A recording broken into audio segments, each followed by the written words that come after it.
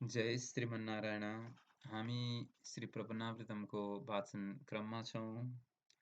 श्री वैष्णव युवा परिषद नेपालद्वारा प्रकाशित श्री प्रपन्नामृतमको नेपाली अनुवादको वाचन चलिरहेको छ।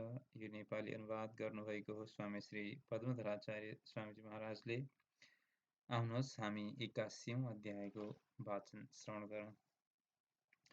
श्री भट्टार्य वेदान्त संवादी अन्तर्गत श्री भक्तिसार सूरीद्वारा रुद्रको पराजय सम्बन्धी प्रसङ्ग रहेको छ।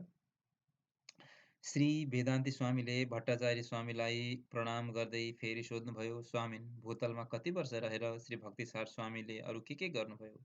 श्री पराशर स्वामीले भन्नुभयो, हे श्री माधव, महाकैरविणीको किनारमा भक्तिसार सूरीको आवास थियो। एकपटक घुम्दै घुम्दै श्री शङ्कर एवं पार्वती त्यस ठाउँतर्फ आकाश मार्गबाट जाँदै हुनुहुन्थ्यो। भगवान शङ्करको छाया आफूमा पर्छ भनेर भक्तिसार स्वामी बसेको ठाउँबाट उठेर छाया नपर्ने ठाउँमा गएर बस्नुभयो। त्यो देखेर पार्वतीले आश्चर्य लागेर शङ्करसँग सोध्नुभयो, यी को हुन्? यिनको प्रभाव के छ? पार्वतीको कुरा सुनेर शङ्करजी आकाशबाट जमिनमा ओर्लेर श्री भक्तिसार स्वामीजीका नजिक पार्वती सहित आउनुभयो। श्री सूरीको अपरिमित प्रभाव भगवान शङ्करलाई थाहा थियो, तर के कस्तो प्रभाव रहेछ भनेर जान्न पार्वतीलाई साह्रै उत्सुकता थियो। त्यसैले उहाँहरू सूरीको नजिक आउनुभयो। उहाँहरू आउँदा श्री भक्तिसार सूरी झुत्रो उद्रेको वस्त्र सिएर बसिरहनु भएको थियो। भगवान शङ्करजीको ज्योति सर्वत्र फैलिरहेको थियो। महात्माजी झुत्रो वस्त्र सिउनैमा मस्त हुनुहुन्थ्यो। उहाँलाई चुपचाप सिइरहेको देखेर शङ्करजी उहाँनिर जानुभयो र भन्नुभयो, म तपाईँलाई हेर्न र अभिष्ट वर दिउँ भनेर यहाँ पार्वती सहित आएको छु। तर तपाईँ भने केही वास्ता गर्नुहुन्न। तपाईँदेखि म बडो प्रसन्न छु। जे इच्छा छ माग्नुहोस्, म दिन्छु। भक्तिसारजीले भने शङ्करजीको केही पनि वास्ता गर्नु भएन। उहाँलाई यस प्रकार उदासीन देखेपछि शङ्करजीले फेरि भन्नुभयो, म जस्तो यस्तो देवादिदेव आएको देख्दा देख्दै पनि किन उदासीन रहनु भएको? श्री शङ्करजीको कुरा सुनेर श्री भक्तिसारले भन्नुभयो, तपाईँसँग अब मलाई कुनै मतलब छैन, त्यसैले वास्ता नगरेको। यो सुनेर शङ्करजी छक्क पर्नुभयो र भन्नुभयो, भक्तजी, म त तपाईँलाई वर दिउँ भनेर आएको छु। माग्नुहोस्, के माग्नुहुन्छ? म सारा वरदान दिन समर्थ छु। यस्तो सुनेर पनि अझै भक्तिसारजी निष्क्रिय हुनुभयो, वास्ता गर्नु भएन र फेरि भगवान शङ्करले भन्नुभयो, म अत्यन्त दुर्लभ वस्तुलाई पनि सुलभ बनाउन सक्छु। माग्नुहोस्, माग्नुहोस्, किन सङ्कोच गर्नुभएको? जे इच्छा छ माग्नुहोस्। यसो भनिरहँदा श्री भक्तिसार स्वामीजीलाई रिस उठ्यो र होच्याउँदै भन्नुभयो, लौ त उसो भए मलाई यस सियोभित्र धागो राम्ररी पसोस् भन्ने वर दिनुहोस्। यसरी आफूलाई होच्याएर खिसी गरेको सोचेर शङ्करजी कुपित हुनुभयो। जसरी कामदेवलाई जलाउँदा शङ्करजीलाई झोक चलेको थियो, त्यसै गरी श्री भक्तिसारलाई दाह गर्ने हेतुले तेस्रो नेत्रबाट अग्निज्वाला निकाल्नुभयो। सबै दिशाहरू जल्न लागे। सारा प्राणी विकल भए। कल्पान्तकारी दाह देखेपछि श्री सूर्यले पनि आफ्नो दाहिने खुट्टाको बुढी औँलाबाट त्रैलोक्य भस्म गरिदिने दाह उत्पन्न गरिदिनु भयो। करोडौं गुणाधिक दाह उत्पन्न भएपछि श्री पार्वतीसहित शङ्करजी अत्यन्त व्याकुल हुनुभयो। त्यस दाहबाट बच्न प्रलयाग्निलाई पनि शान्त गर्न सक्ने पुष्कर आवर्तक प्रवृत्ति वंशका मेघ उत्पन्न गर्नुभयो। शीघ्र नै मुसलधारे वर्षा भयो, बिजुली कड्किन थाले। महाभागवत श्री भक्तिसारका बुढी औँलाको माझबाट नेत्र खुल्दा यस्तो आश्चर्य प्रलयान्तकारी दाह प्रकट भएको देखेर अत्यन्त त्रास भइरहेको थियो। बल्ल बल्ल शान्त वातावरण फैलिएपछि श्री रुद्र र भवानीलाई शान्ति प्राप्त भयो। श्री सूर्य आफ्ना बाह्य वृत्तिहरूलाई रोकेर भगवानकै मात्र गुणगणको अनुभव गर्न लाग्नुभयो। चुपचाप ध्यानमा मग्न हुनुभयो। श्री सूर्यलाई कष्टको कुनै प्रकारको पनि अनुभूति भएन। श्री सूर्यको प्रभाव देखेर श्री रुद्र अत्यन्त चकित हुनुभयो। प्रसन्नता पनि भयो उहाँलाई। त्यसपछि श्री शङ्करजीले भक्तिसार भन्ने नाम राखेर बारम्बार प्रशंसा गर्दै आफ्नी पत्नीलाई सोध्नुभयो, हेर प्रिय, भागवतको प्रभाव वर्णनातीत हुन्छ। जसरी दुर्वासाजी एकपटक श्री अम्बरीसँग पराजित हुनुभएको थियो, त्यस्तै आज मलाई पनि भयो। श्री सूर्यको प्रशंसा गर्दै श्री शिव पार्वती कैलाशतर्फ जानुभयो। श्री सूर्य त्यही ध्यानमा रहनुभयो। यसरी श्री प्रबन्धामृतमको श्री भट्टार्य वेदान्ती संवादमा भक्तिसार सूर्यद्वारा रुद्र पराजित सम्बन्धी 81औं अध्याय समाप्त भयो। अब 82औं अध्यायमा श्री भक्तिसार सूरीको विलक्षण प्रभाव सम्बन्धी प्रसङ्ग रहेको छ। आउनुहोस् श्रवण गरौँ। बाघमाथि चढेर आकाशमा विचरण गर्ने सुक्तिहार नामक लोक प्रसिद्ध एक सिद्धहरूका स्वामी थिए। ती एकपटक समस्त सुर समुदायबाट सुपूजित भएर बाघमा चढेर आकाशमा विचरण गर्दै थिए। श्री भक्तिसार योगीका नजिकबाट उड्दा अकस्मात उहाँको प्रचुर तेजका कारण बाघ अगाडि बढ्न सकेन, रोकियो।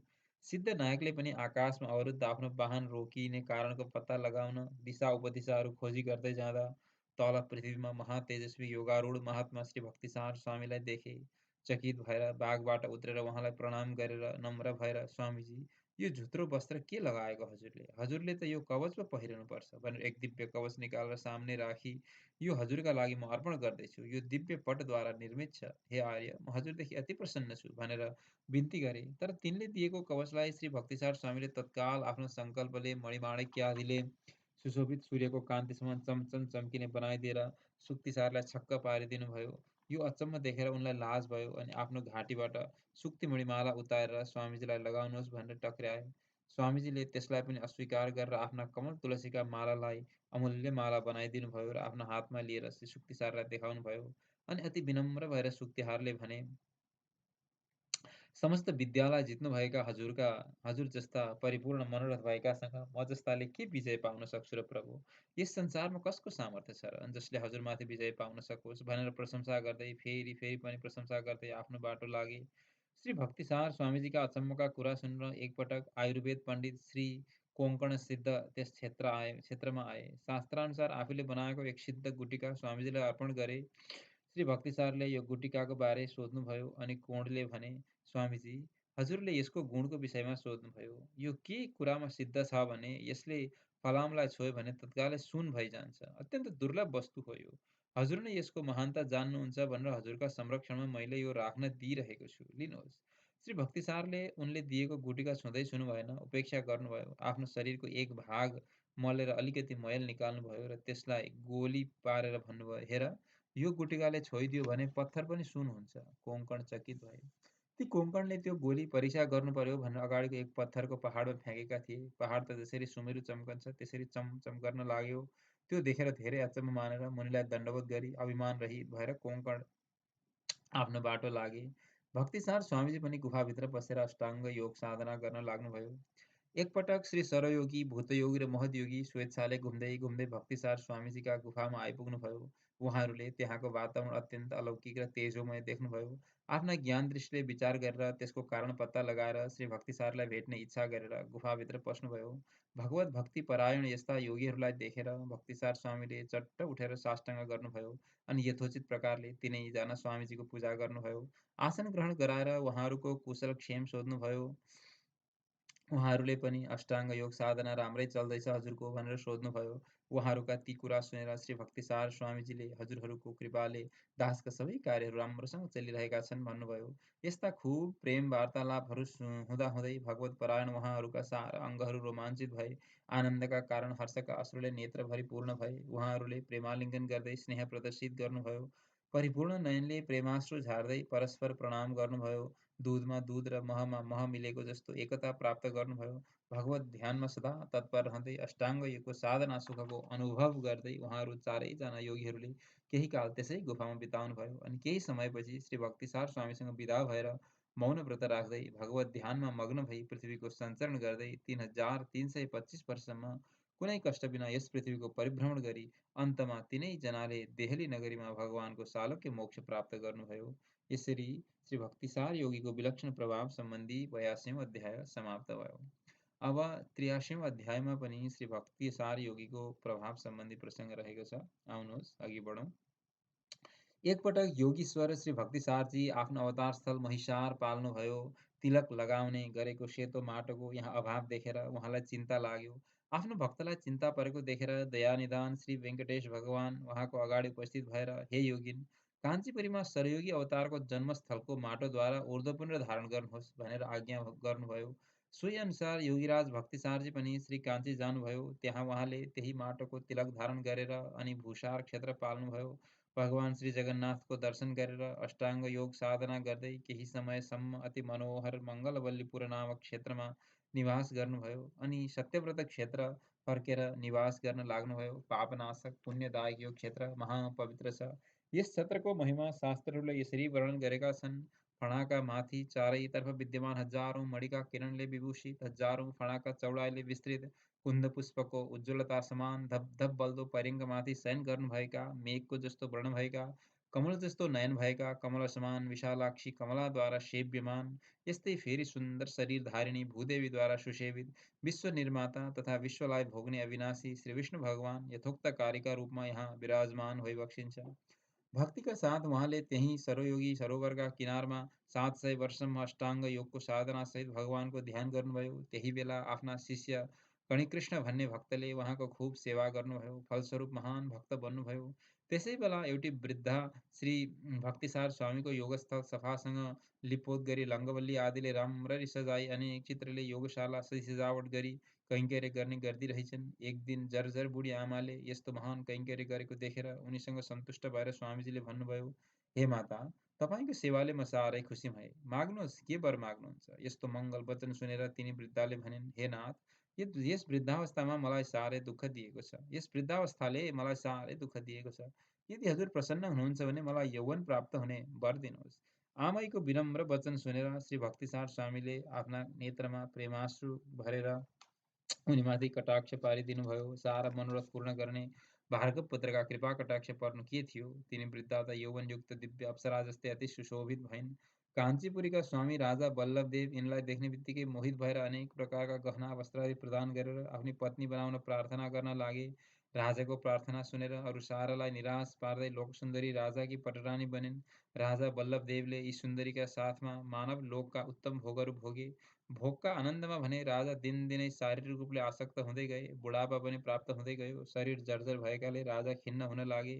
यता वरदान प्राप्त गरेकी लोकसुन्दरी भने जस्ता कि तस्तै थिइन्। राजा भने यस्तो देखेर अचम्म हुने गर्थे र भन्थे, लोकसुन्दरी, तिमी त झन झन यौवनावस्था प्राप्त गर्दैछौ त। यौवनावस्था जीवनमा क्षणभङ्गुर हुन्छ, तर तिम्रो यो शुक्ल पक्षको चन्द्रमा जस्तो झन झन बढ्दो यौवनावस्था देख्दा म आश्चर्यमा परेको छु। यता कृष्ण पक्षको चन्द्रमा जस्तो मेरो यौवन भने दिनदिनै बुढौलीमा परिणत हुँदैछ। के हो कारण? तिमी मलाई भन। यसरी राजालाई सोधेपछि रानीले भनिन्, हे राजन, यस काञ्चीपुरीका यथोक्त कार्य भगवानका समीपमा श्री भक्तिसार योगी निवास गर्नुहुन्छ। उहाँकै सेवा गरी उहाँलाई प्रसन्न गरी मैले वरदान स्वरूप यो अक्षय यौवनावस्था प्राप्त गरेकी हुँ। म हजुरलाई पनि त्यही उपाय बताउँदैछु। उहाँकै कृपा भयो भने अवश्य पनि हजुर युवा हुन सक्नुहुन्छ। श्री भक्तिसार स्वामीजी पूर्ण काम र सारा वस्तुदेखि पर हुनुभएकाले केवल भक्ति र सेवाले मात्र प्रसन्न हुन सक्नुहुन्छ।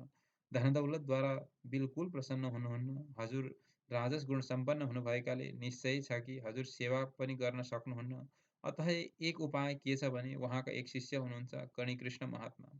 उहाँ प्रतिदिन केवल भिक्षा पात्र लिएर आफ्नो राजढोकामा आउनुहुन्छ। द्वादश ऊर्ध्वपुण्ड र तुलसीका माला वनमाला धारण गरेर सवारी हुन्छ। उहाँलाई नै हजुरले आफ्नो अभिष्टको साधन बनाउन सक्नुहुन्छ। उहाँकै पुरस्कार भयो भने योगीराज श्री भक्तिसार सूरी हजुरमाथि प्रसन्न हुन सक्नुहुन्छ। हजुर स्वयं जाँदा काम बन्दैन जस्तो लाग्छ। यो सुनेर वल्लभदेवले पनि शीघ्र महात्मा कणिकृष्णलाई निम्ति आउनुभयो। उहाँलाई, हे महात्मन, म हजुरको गुरुदेवको कैंकर्य गर्न चाहन्छु, अतः श्री भक्तिसार स्वामीलाई यहाँ सवारी गराइदिनुहोस् भन्नुभयो। यो सुनेर कणिकृष्णले, हे राजन, मेरा गुरुदेव त कतै आउने जाने गर्नुहुन्न, पूर्ण काम हुनुहुन्छ। झन् तपाईँ जस्ता राजाहरूलाई त पटक्कै मन पराउनुहुन्न।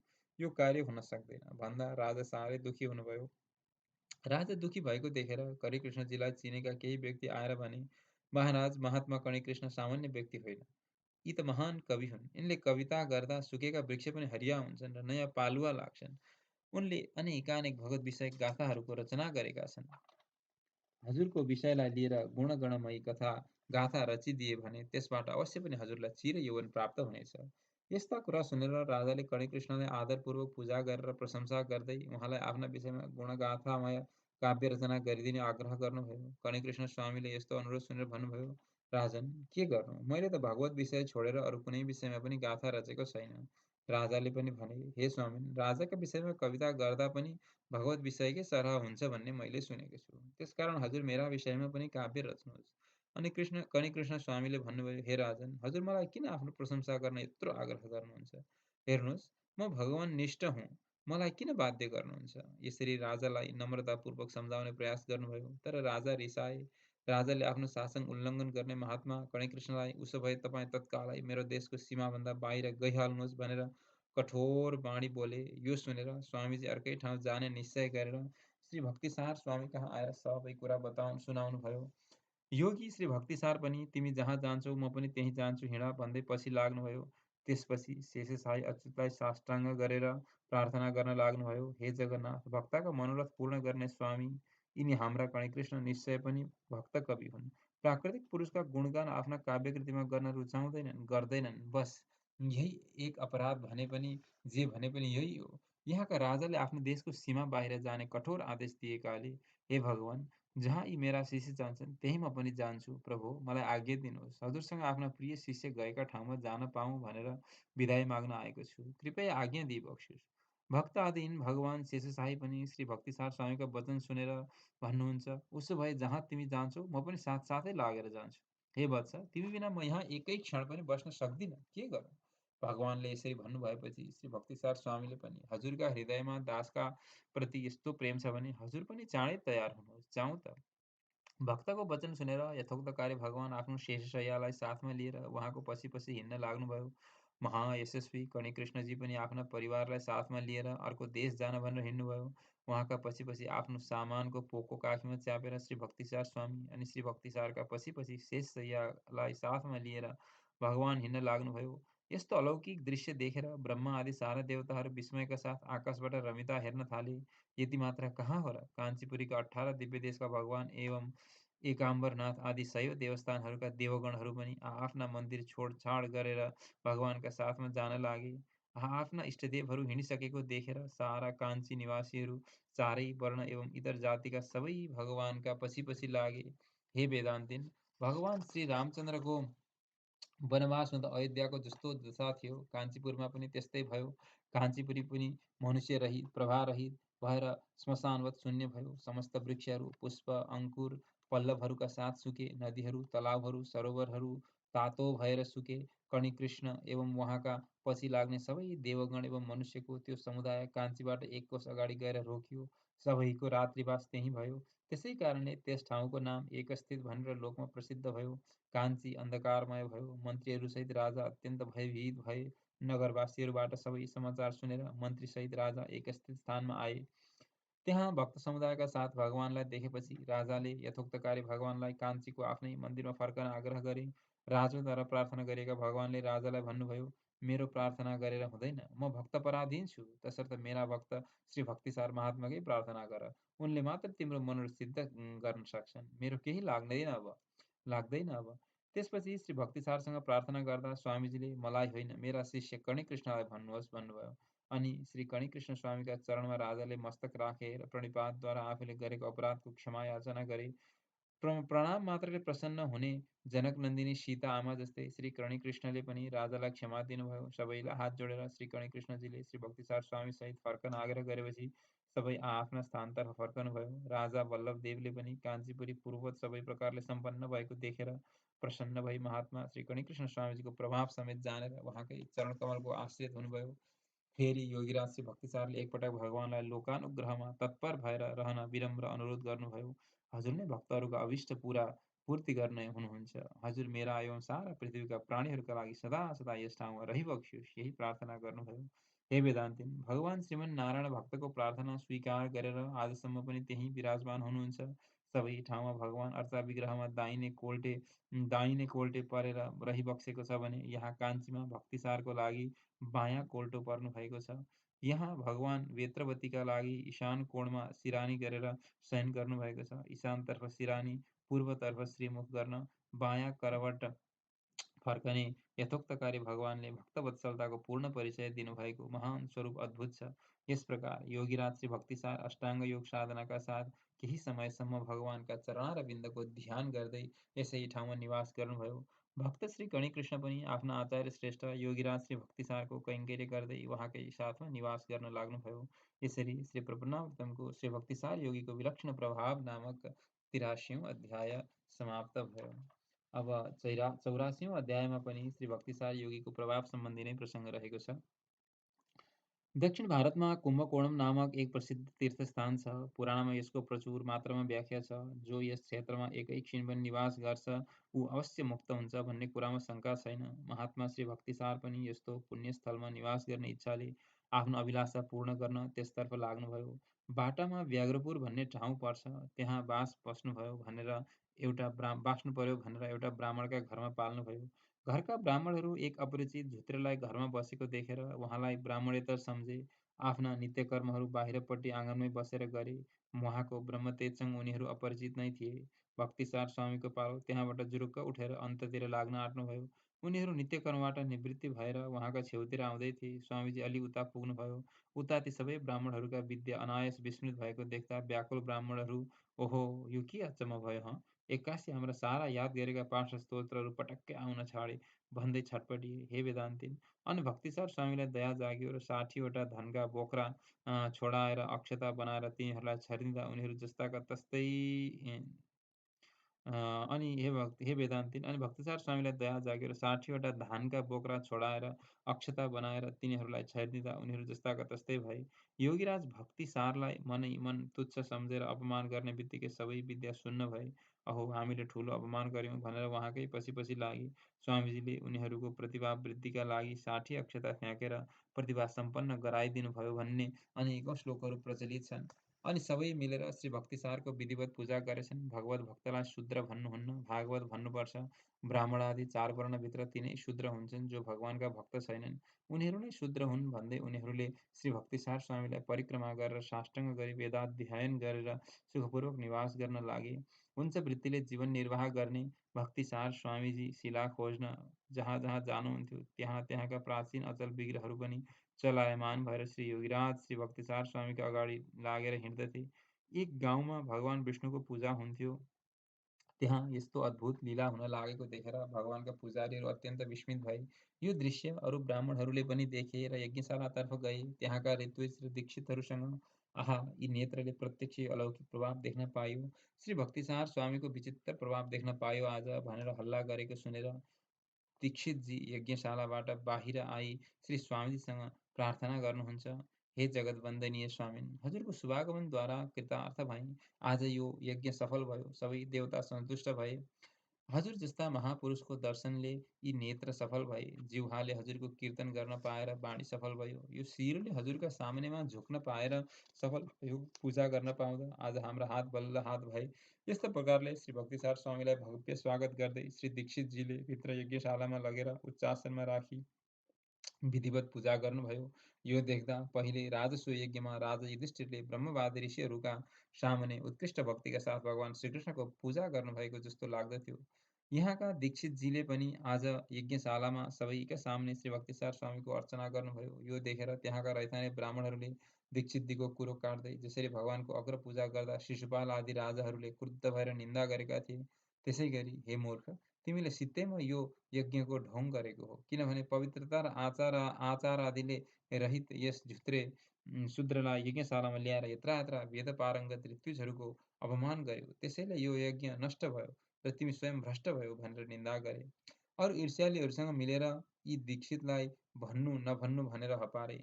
यसले श्री भक्तिसार स्वामीको त ठूलो अपमान भयो। उहाँको प्रभाव बिल्कुल नजानेका ती मूर्खहरूलाई देखेर असह्य पीडा बोकेका दीक्षितजीले श्री भक्तिसार स्वामीसँग निवेदन गर्नुभयो, हे स्वामिन्, हजुर पनि यिनीहरूका कटु वचनको साक्षी हुनुहुन्छ। हजुरले पनि सुन्नुभएको छ। म हजुरको भक्त हुँ। म यिनीहरूका कटु वचन सहन गर्न सक्दिनँ। जो भगवान एवं भगवत भक्तहरूको निन्दा सुनेर पनि चुपचाप बस्छ, त्यस दोषले त्यो संसारमा अघि बढ्न सक्दैन, रसातलमा सधैँ पर्दछ। आफ्ना भक्तको यस्तो वचन सुनेपछि योगीराज श्री भक्तिसारलाई आफ्नो अष्टाङ्ग योगको महिमा देखाइदिने इच्छा भयो। अष्टाङ्ग योग सिद्ध गर्नेहरूका लागि हृदय कमलमाथि अधिकार प्राप्त हुन्छ। अतः आफ्ना हृदय कमलमा स्थित शेषशायी शङ्खचक्र विभूषित भगवान श्रीमन्नारायणको ध्यान गर्दै लोक कल्याणका लागि प्रभुसँग प्रार्थना गर्नुभयो। हे भगवान, यहाँ उपस्थित सबै मूर्खहरूलाई हजुर प्रत्यक्ष प्रकट भएर दर्शन दिनुहोस्। भगवान पनि प्रिय भक्तको प्रार्थना सुनेर श्री भक्तिसार स्वामीको शिरोभागको मध्यमा प्रकट हुनुभयो।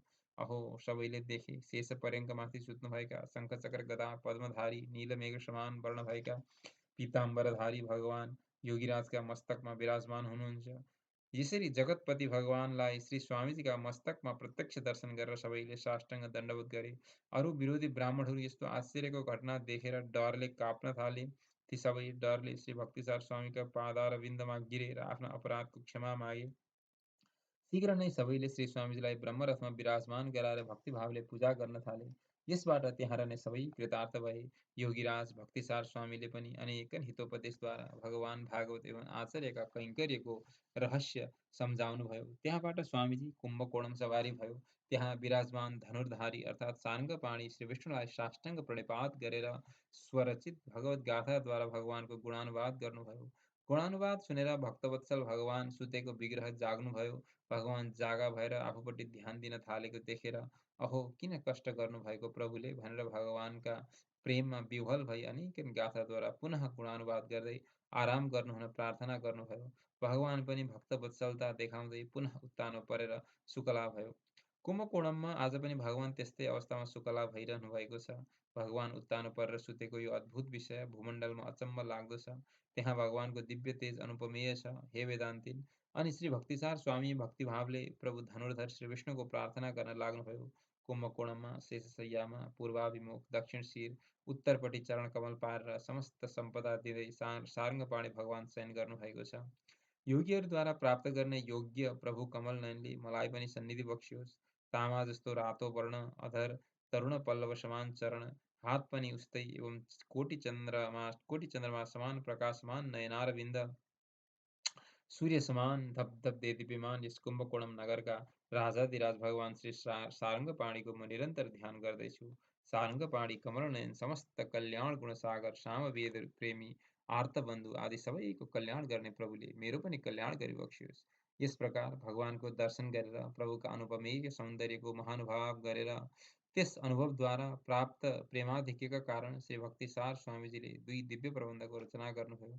त्यसमा 216 गाथाहरू छन्। पहिलो चतुर्मुखादि नामले सुप्रसिद्ध छ भने र 96 गाथा छ। अर्को श्री चन्द्रवृत्त नामले लोकविख्यात छ। यसमा 120 गाथाहरू छन्। द्राविड भाषामा यी दिव्य गुणानुवादमय महान निधि हुन्। उहाँले यसमा 11 दिव्य देशको प्रशंसा गर्नुभएको छ। ती हुन् श्रीरङ्गम, वेङ्कटाद्रि, वीक्षारण्य, काञ्ची वेगवती तटस्थित यथोक्तकारी, ज्ञानगेहका श्री पार्थसारथी भगवान, शेषगृहका श्री त्रिविक्रम भगवान, कैरवणी तीरका श्री नृसिंहयुक्त पार्थसारथी, श्री सारंगपाणी, श्री कपिस्थलका गजार्तिहर, श्री प्रेमपुरीका श्री सुन्दराङ्ग र श्री महापुरीका अपूपनाथ यसका सम्बन्धमा सुनिएको लोकप्रसिद्ध श्लोकको भावार्थ वर्णन भइसकेको छ। यसपछि भक्तिपूर्वक हृदय कमलमा उत्तानशाही भगवानको ध्यान गर्दै श्री स्वामीजी 2300 वर्षसम्म त्यही कुम्भकोणममा राज भयो। श्री भक्तिसार स्वामीजी अरू 3700 वर्षसम्म भूतलमा विराजमान हुनुभयो। उहाँ आजीवन दुग्धाहार गर्ने, अन्नादि आहार परित्याग गर्ने हुनुहुन्थ्यो। 1000 वर्षसम्म अन्य मतको प्रचार गर्नुभयो। यी प्रमाणहरूले उहाँको आयु 7000 वर्ष भएको देखिन्छ। प्रमाण यस प्रकार छ। कली र द्वापरका मध्यमा 7000 वर्षसम्म जसले भूमण्डलमा विचरण गरेर दर्शनीय मूर्तिका रूपमा प्राप्त हुनुभयो, म त्यस्ता भक्तिसार स्वामीलाई शरण्य मान्दछु। आफ्ना ज्ञानदीपकद्वारा जसले संसारका समस्त लोकका लागि अर्थनिदान स्वरूप वेद तत्व एवं दिव्य प्रबन्धहरू सदुपदेश गरेर घोर अज्ञानान्धकार मेटाउनुभयो र पृथ्वीको रक्षा गर्नुभयो, उहाँको शरणमा जान्छु। जसका दिव्य प्रबन्धहरूको पाठद्वारा मनुष्यहरूका समस्त पाप नष्ट भए र सबै विशुद्ध हृदय बने, भवसागरबाट पार भई प्रपन्न बनेर सहसा वैकुण्ठ गए, यस्ता महान श्री भक्तिसार योगी महापुण्यवान कुम्भकोणम क्षेत्रमा धेरै समयसम्म निवास गरी अन्त्यमा त्यही मुक्ति प्राप्त गर्नुभयो। यसरी श्री प्रपन्नामृतमको श्री भक्तिसार योगीको विलक्षण प्रभाव सम्बन्धी 84औं अध्याय समाप्त भयो। आजको बसाइको अन्तिम अध्याय 50औं अध्यायमा श्री कुलशेखर आलवारको चरित्र सम्बन्धी प्रसङ्ग छ। आउनुहोस् श्रवण गरौँ। श्री भट्टार्यका मुखारविन्दबाट श्री भक्तिसार सूरीको वैभव सुन्नुभएका श्री वेदान्ती स्वामीले फेरि हात जोडेर भन्नुभयो, स्वामिन, श्री शठकोप सूरीको वैभव सुन्न चाहन्छु। श्री वेदान्ती स्वामीको जिज्ञासा सुनेर श्री भट्टार्य स्वामीले भन्नुभयो, म अवतार क्रमबाट मात्रै श्री शठकोप स्वामीजीको वैभव सुनाउँछु, किनभने क्रम भ्रष्ट गरेर भन्नु ठिक हुँदैन। अवयव स्वरूप दिव्य सूरीको प्रभाव वर्णन गरेर मात्रै श्री शठकोप सूरीको वर्णन गर्नुपर्दछ। शास्त्रले बताए अनुसार अवयवीका अवयवहरू वर्णन गरे पश्चात अवयवीको वैभव वर्णन गर्नुपर्छ। शठकोप स्वामी अवयवी हुनुहुन्छ र अरू सबै सूर्यहरू उहाँका अवयव अर्थात् अङ्ग मानिनुहुन्छ। सरोयोगी, भूतयोगी, महतयोगी र भक्तिसार योगीको वर्णन मैले गरेँ। अब म कुलशेखरको चरित्र वर्णन गर्दैछु, जसका नगरमा श्रीरङ्ग यात्राको दिनै घोषणा हुन्थ्यो। पहिले म त्यस्ता महान राजालाई प्रणाम गर्दछु। दक्षिण पश्चिमको मध्य नैऋत्य कुनामा केरल भन्ने एक सुन्दर प्रदेश ताल र सुपारीका अनेक वृक्षहरूको प्राकृतिक शोभाले सम्पन्न छ। पहिले यहाँ कोलीपट्टन नामक स्थानमा दृढव्रत भन्ने भगवत भक्तिपरायण एक राजा थिए। धर्मात्मा, क्षत्रियहरूमा श्रेष्ठ, बलवान एवं क्षीर समुद्रका लागि चन्द्रमा जस्ता राजाको पृथ्वीमा कीर्ति कथा प्रकट गर्ने अनेकौँ कविताका भाव र श्लोकहरू प्रचलित समेत भएका थिए। केरल प्रदेशमा अति सुन्दर कुक्कुटपुरी नगरी, जसको सीमा पर्खालबाट सर्वदा सागर विलास गरिरहन्थ्यो, अर्थात् नगर परिक्रमा बाहिर सागरको उत्ताउलो तरङ्गको रमाइलो छवि थियो। अमरावती र यस नगरलाई ब्रह्माजीले एकपटक तौल गर्नुभएको थियो। त्यसो गर्दा अमरावतीलाई पनि यही नगरले मात दिएको थियो। यहाँका अधिपति दृढव्रतका सन्तान रहेछन्।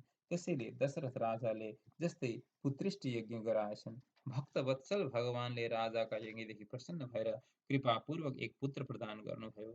दशरथ गृहमा श्रीराम अवतार भए जस्तै दृढव्रतका घरमा पनि पराभव नामक संवत्सरको कुम्भ मासमा कौस्तुभमणिको अंशभूत महात्मा कुलशेखर सूरीलाई अवतार गराउनुभयो। कुक्कुटपुरीमा चेरुकुल दीपक भगवानको कौस्तुभमणिका अंशभूत श्री कुलशेखरले भगवानका पूर्ण कटाक्षबोध फाल्गुन मासको पुनर्वसु नक्षत्रका दिन अवतार धारण गर्नुभयो। केरल प्रदेशको केलीपट्टनमा अवतीर्ण महात्मा कुलशेखरको म वन्दना गर्दछु। तेजस्वी पुत्र रत्न प्राप्त भएकाले दृढव्रत राजा आनन्दित भए। ब्राह्मण एवं आश्रित जनहरूलाई प्रशस्त धनदान गरे। आफ्नो कुलभूषण अमित तेजस्वी यी बालकको जन्मकालीन चौलादी संस्कार विधिवत सम्पन्न गरेर साक्षी मात्र भएका गुरुका सन्निधिमा यी बालकले सम्पूर्ण विद्या अध्ययन गरी पिताका आज्ञाले राज्य सिंहासनमा प्रतिष्ठित हुनुभयो। भगवान श्रीरामले पृथ्वीको शासन गरे जस्तै गरी धर्मपूर्वक राजा कुलशेखरले आफ्नो राज्यको काम चलाउन लाग्नुभयो। दिशा विदिशाका शत्रुहरूमाथि विजय प्राप्त गर्नुभयो। श्री कुलशेखरले आफ्नो राज्यका प्रजाहरू सुखपूर्वक आफ्ना वृत्तिमा संलग्न भई आनन्दित रहन लागेको देख्नुभयो। राम राज्यमा जस्तै सारा प्रजा सुखपूर्वक रहन लागे। महात्मा दृढव्रत आफ्ना छोरा कुलशेखरको यस्तो दिव्य प्रभाव देखेर अति सन्तुष्ट हुनुभयो। समस्त शासन कार्य छोरालाई सुम्पेर आफू तपस्याका लागि वन जानुभयो। राजा कुलशेखर पनि तत्पश्चात धर्मपूर्वक आफ्ना राज्यको रक्षा गर्न लाग्नुभयो। उहाँका राज्यमा कुनै निर्बललाई कसैले सताउँदैन थिए। भगवान रामले झैँ राजा कुलशेखरले पनि नित्य 1000 गाई ब्राह्मणहरूलाई दान गर्नुहुन्थ्यो। यसरी महादान यज्ञ 16 पल्ट गरिसक्नु भएको थियो। उहाँले स्वतन्त्र दानशील शासकको रूपमा रही धर्म यसको सेवन गर्दै आफ्ना प्रजालाई पुत्रवत पालन गर्नुहुन्थ्यो। विभूति द्वयनायकका निर्हेतुक कृपाले उहाँमा केवल सात्विक गुण प्रधान ज्ञान मात्र थियो। भगवानका आज्ञाले श्री विश्वक्सेन स्वामीद्वारा राजा कुलशेखरलाई पञ्च संस्कार सम्पन्न गरियो। श्री विश्वक्सेन सूरी उहाँलाई सर्वार्थको समुचित उपदेश एवं सबै तात्विक सम्पत्तिहरू समेत प्रदान गरेर राजा कुलशेखरद्वारा सुपूजित भई वैकुण्ठ सवारी हुनुभयो। श्री विश्वक्सेनको पूर्ण अनुग्रहद्वारा राजा कुलशेखर झन् धेरै धर्मपरायण र ज्ञान सम्पन्न हुनुभयो। हे वेदान्तिन, हेर उहाँका सर्वार्थ स्वयं प्रकाशमान हुन थाले। उहाँको बुद्धि संसारका जीवात्मालाई संसार सागर पार गरिदिनेवाला थियो। अग्निभित्र प्रज्वलित वस्तुलाई अत्यन्त दुस्सह भए जस्तै सांसारिक मनुष्यहरूका साथमा रही भगवानको दासत्व स्वरूप कैङ्कर्य त्यागेर बस्न अत्यन्त दुस्सह छ। यस्तो विचार गरेर ममतामा बाँधिएका सबैको साथ छोडेर श्री कुलशेखर स्वामीले आफ्नो राज्यलाई नै भगवत कैङ्कर्योपयोगी बनाउनुभयो। आफूले स्वयं भगवान श्रीरामको शरणागति प्राप्त गर्नुभयो। मैले लङ्का मित्र धन त्यागे, मेरो जीवन अब श्रीरामका अधीनमा छ। हे नाथ, मेरा यी क्षेत्र मित्र धन स्त्री पुत्र पशु र घरद्वार सबै हजुरका चरणारविन्दको प्रेमानुवृत्ति हुनबाट प्रतिकूल छन्। त्यसर्थ मैले त्यागेँ भन्दै राक्षस कुल शिरोमणि विभीषणले आफ्नो सर्वस्व त्यागेर भगवान श्रीरामको शरण लिनुभएको थियो। त्यसै गरी राजा कुलशेखर पनि आफ्नो समस्त सांसारिक सम्बन्धीहरू इष्टमित्र परिजनहरूको त्याग गरेर भगवानको शरणागति गर्नुभयो। भगवान श्रीमन नारायणको अर्चावतार मध्ये श्री वेङ्कटेशजी तथा विभवमा श्री राममा परम भक्ति थियो। भगवान वेङ्कटेशसँग उहाँले हे नाथ, हजुरका मन्दिरमा म सिँढी भएर रहन पाऊँ भनेर प्रार्थना गर्नुभएको थियो। हजुरका अगाडि रहेर सदैव हजुरका विग्रहको सौन्दर्य मेरा नजरले पान गर्न पाउन्। श्री रङ्ग महात्म्यको वर्णनमा हे नारद, श्रीरङ्गममा जान्छु मात्र भन्दा पनि महासंसार पार गरिन्छ भनेर यहाँ नित्य निवास गर्नेको त के कुरा गर्नु भनिएको छ। श्रीरङ्गमको यस्तो महान महात्म्यको वर्णन सुनेर श्री कुलशेखर स्वामीले पनि श्रीरङ्गको यात्रा गर्ने निश्चय गर्नुभयो। विचार गर्नुभयो, पुत्र धन परिवार प्राकृतिक वस्तुहरू अनित्य छन्। त्यसैले अब श्रीरङ्गम गएर भगवानको नित्य सेवा गर्नुपर्छ भन्ने घोषणा गर्नुभयो। श्रीरङ्गम जाने तयारी गर्न आफ्ना मन्त्रीहरूलाई आज्ञा दिनुभयो। यो जानेर हाम्रा राजाले श्रीरङ्गनाथ भगवानको दिव्य दर्शन गर्नुभयो भने राजा अवश्य पनि फर्कनुहुन्न भन्ने सोचेर उहाँको रङ्गयात्रामा विघ्न उपस्थित गर्नुपर्छ भन्ने कुरा सबैका मनमा आयो। महान धर्मात्मा राजाद्वारा आफ्ना प्रजा त्यागेर श्रीरङ्गम गएर बस्ने घोषणा भएको सुनेपछि मन्त्रीहरूलाई स्वभावतः दुःख लाग्यो। अब श्री वैष्णवहरूलाई बोलाउनु पर्यो र जाने समयमा बाधा गर्नु पर्यो भनेर मन्त्रीहरूले धेरै भागवतहरूलाई बोलाए।